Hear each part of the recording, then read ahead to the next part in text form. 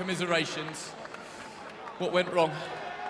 You know what? It was his night, man. I think I didn't prepare as how I should have, and I gained too much weight. But I don't want to give no excuses. He won. He boxed me around. But you know what? If we do the third fight, best believe I'm gonna get in best shape, and I'm gonna be the best shape of my life. Apologies for the language. Was that key that you did come in too heavy? There was a lot of raised eyebrows at the weigh-in yesterday. How much of an effect did that have during the fight? You know what? It kind of affected me a lot. I thought I was gonna feel stronger. I thought I was gonna be better, but you know what? I think next fight I'm gonna get more prepared. I'm gonna work with my team a little bit more. I try to train myself kind of for this preparation. Like I said, I don't want to give no excuse. Anthony Joshua did a hell of a job, but I just want to give thanks to God and to everybody in here in Saudi Arabia that was supporting. Did you feel that you were going to get to him as the fight was going on? You were chasing him and chasing him and chasing him. After the first fight, you knew you could hurt him. Did you think you were going to get to him, and how disappointed are you that you couldn't get there? Yeah, I think I was chasing him too much instead of cutting the rings. I was hesitating too much. My arms felt like I couldn't throw my combinations, but you know what? I know next time I'm going to do a lot better, but who wants to see the third trilogy fight right here in Saudi Arabia, baby? So we just heard there from Andy.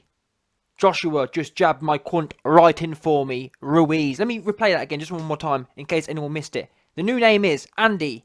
Anthony Joshua jabbed my cunt right in for me, Ruiz. Yeah? That's his new name from now on. Anthony Joshua jabbed my cunt right in for me, Ruiz.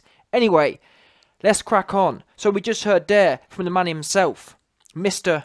AJ just jabbed my cunt right in for me. And he says a whole load of excuses.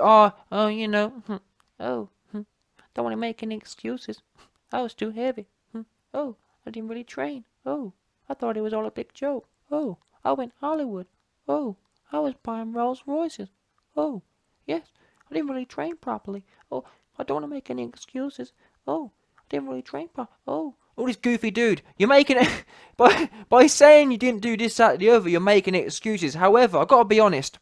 When AJ lost, I don't actually mind fighters giving a reason why they feel they lost. I think that's actually the right thing to do, if I'm honest with you. Because if I was Ruiz's fan, I'd want to know from him what's gone on here. Do you know what I mean? So I don't knock Ruiz at all for saying if he thinks there's a reason why he lost, that's his right to do that. I don't really knock fighters for making excuses, if the truth be known. So fair play to Ruiz. If he believes that's why he lost, great. And I don't necessarily disagree with him in as much as AJ would have jabbed his cunt right in for him anyway. But what I'm saying is that those of you who follow the channel, you'll know that one of my key things was, I always said, the most dangerous Ruiz will be a Ruiz who is lighter. Now, you've got all these goofy individuals who say, YB, you don't know what you're talking about. A heavy Ruiz is better. Yeah, a heavy is always better. Yeah, the more dead weight he can. YB, you're talking rubbish. Fat isn't dead weight. Fat's great. That's why we see loads of great, all-time great fat heavyweights, don't we? There's a reason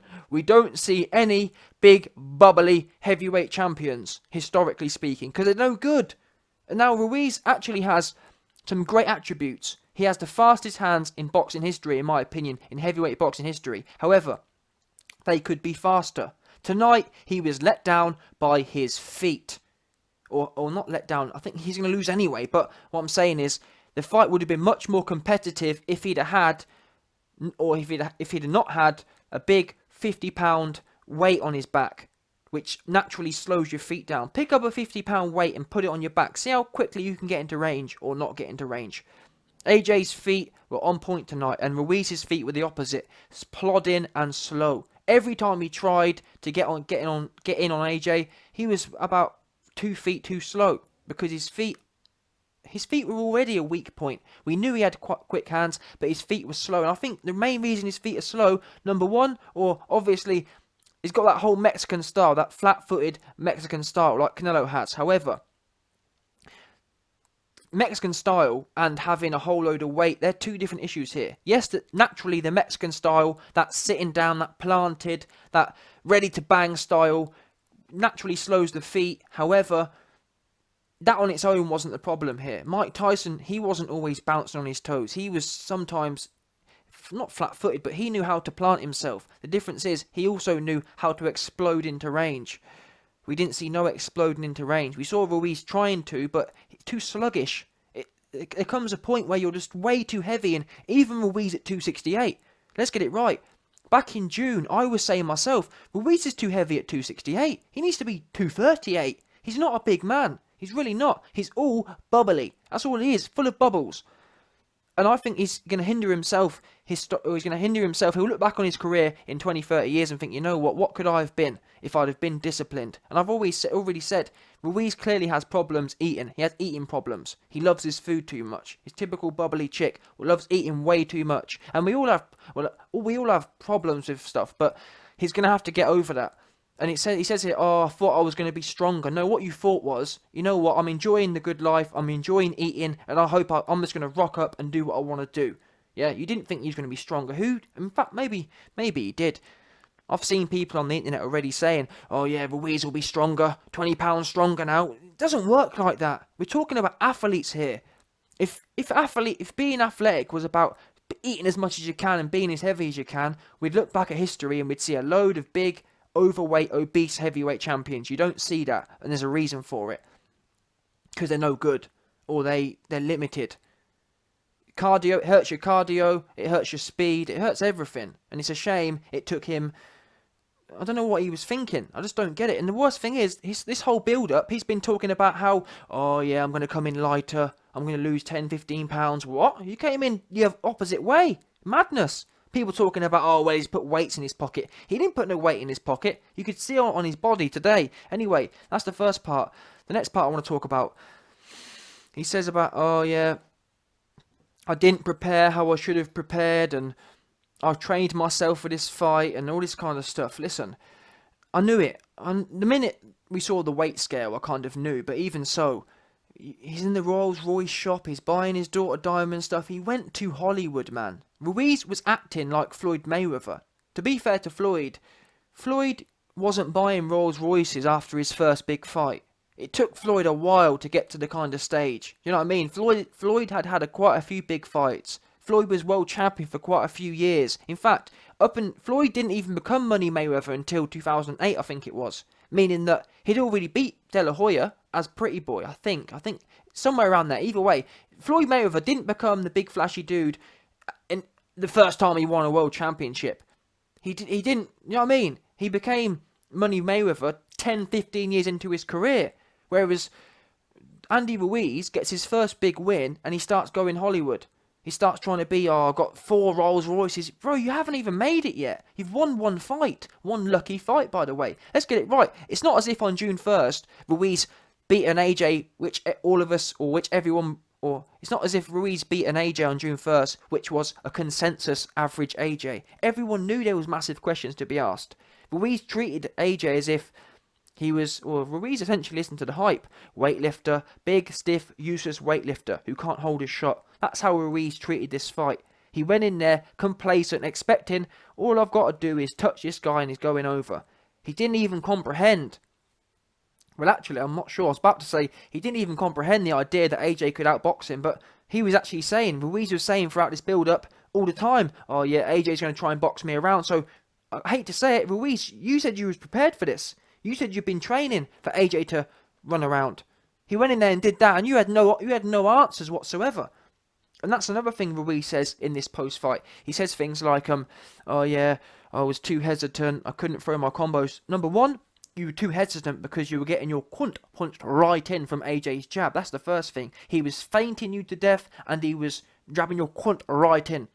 He was pushing your cunt right in for you to death as well. Them two elements, which was killing your head, which was making you hesitant. The other thing is, you said you couldn't throw your combos. That's because your feet were too slow. You can't throw combos when you're out of range. Hooks and uppercuts only come when you're essentially toe-to-toe. You can't just throw a hook from out of range. And we already knew AJ's taller fighter. So Ruiz always had to overcome the jab. How great fighters like Mike Tyson overcame the jab were stepping and slipping on the way in.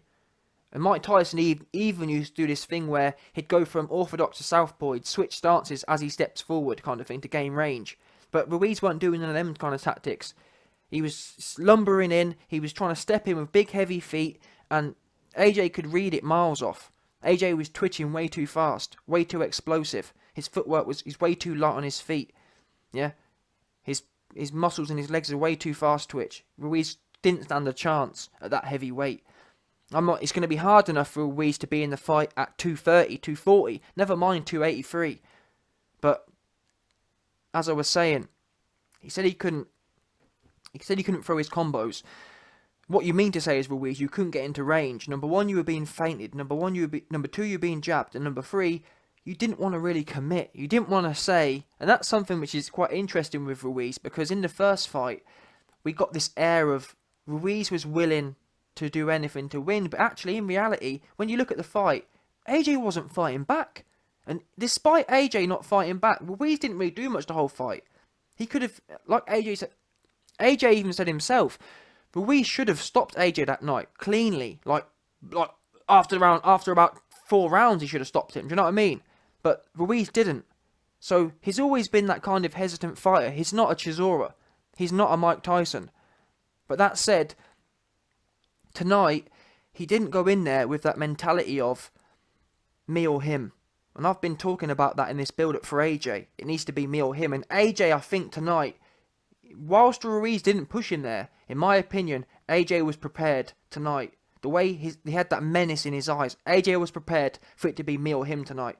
I would have loved to have seen, well, Ruiz didn't turn up. Ruiz didn't go in there and say it's me or him.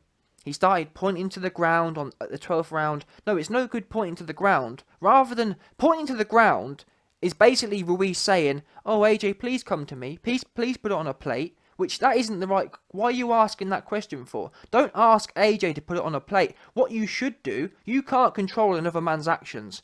So instead, Ruiz, rather than beg AJ for a third fight, rather than beg AJ to stand right in front of you like a heavy bag, what you should have done is this. Derek Chisora style. What did Derek Chisora do? When Derek Chisora was getting... Well, he was actually winning, but when Derek Chisora got frustrated against Dillian Whyte and thought he was going to lose, yeah, what did he do? Did he sit there and point to the ground and beg Dillian Whyte to stand with him and bang? He said, no, I'm going to come forward and get it in. And he got caught. Ruiz didn't have that attitude tonight. Ruiz was quite happy to get his cunt jabbed right in for him. And just happy, he was happy to lose on points. He wasn't happy, or he wasn't prepared to say it's me or him. And he'll regret that for the rest of his life, potentially. It depends, he might not, but I think he probably will.